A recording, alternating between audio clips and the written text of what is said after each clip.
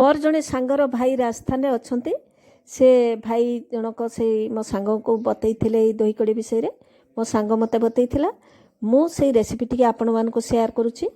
ताले चलतु recipe T आउ डेरी करवानी स्टार्ट करवा। मो सुरप्रिया पंडा फैमिली विलेज फूड को आपण मानक अनेक अनेक स्वागत जनाऊँ। प्रथमे दही कड़ी टी बनैवा को हेले प्रथमे एभली गोटे बाउल को नबा पाई पड़िबो। सेथिरे मु देखंतु आधा कप बेसन नहीं सम परिमाण दही नेली सेथिरे गोटे चामच चिली पाउडर दे दउची, गोटे चामच हळदी पाउडर दे देली।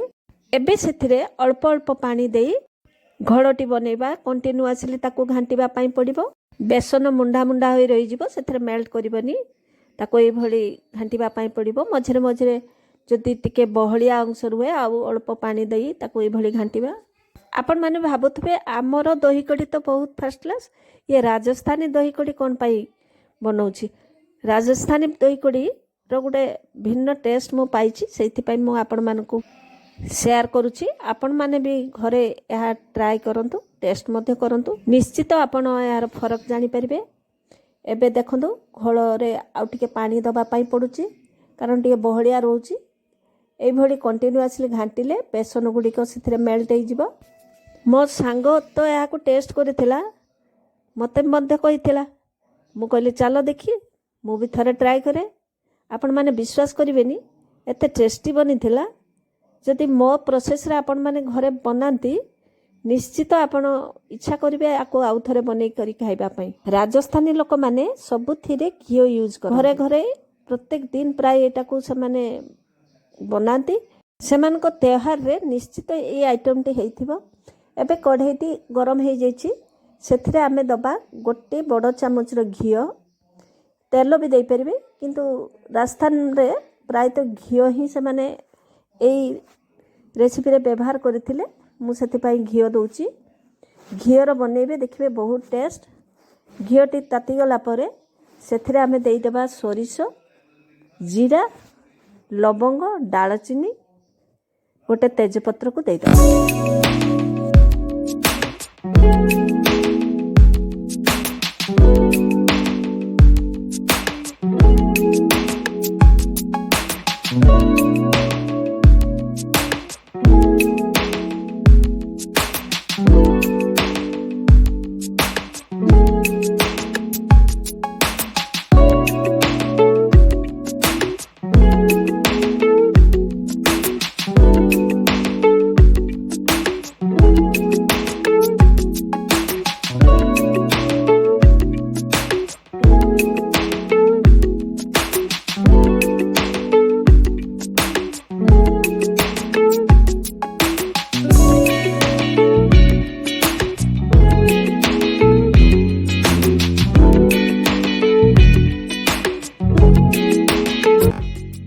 एबे सेथिरे बेसन और दही को गोले गोले सेथिरे दबा। न गोलेले बेसन गुड़िक तले बसी जाई थाए, से गुड़िक नहले रही जिवो।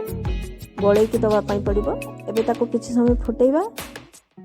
फुटेई सारला परे सेथिरे आमे 2 चामच बीट लूण को दई दबा।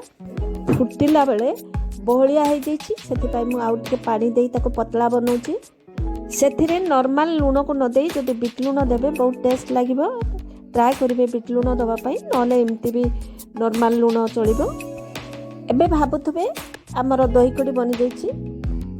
जम्मा नुह रेसिपी को शेष पर्यंत कहितले देखिबा पाई। एबे पुणी ता पाई आ गोटे तड़का बनैबा। एबे घियो दे देली।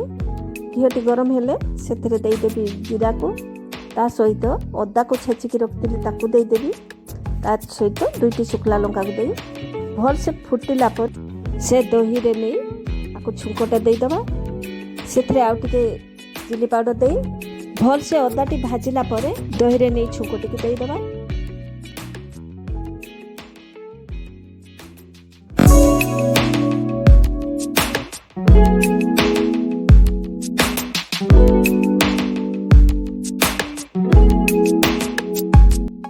एबे जाई बनिला राजस्थानी स्टाइल दही कड़ी। रेसिपी केमिति लागला निश्चित कमेंट करी जणेबे। चैनल को जदि नुआ आस्था सब्सक्राइब करने को भूलिबेनी। निश्चित आपण घरे ट्राए करेंगे बोली मु आशा करछि।